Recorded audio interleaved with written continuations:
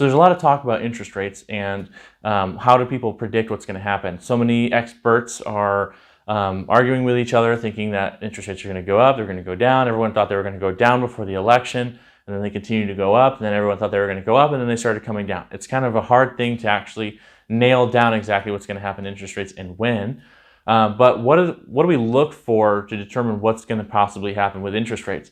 So there's two things that people mostly look at: the Fed funds rate, which is whatever the Fed decides to do to increase or decrease the rates.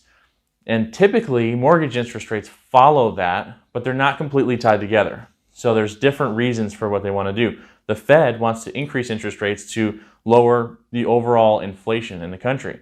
Whereas the banks, they change their interest rates based on what kind of a return they're going to get for the money depending on what the inflation is doing.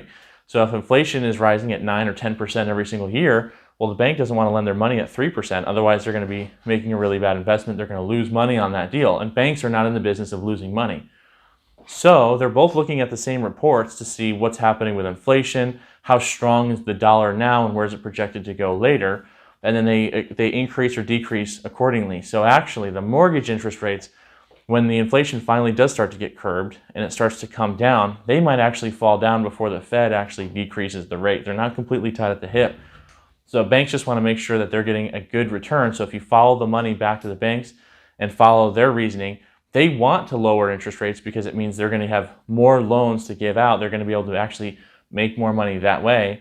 But they also can't be giving out loans that are going to lose them money in the process. So they want to make sure that they can lower interest rates, but not at the expense of actually losing money and bleeding money on loans that aren't going to make them any money in the future.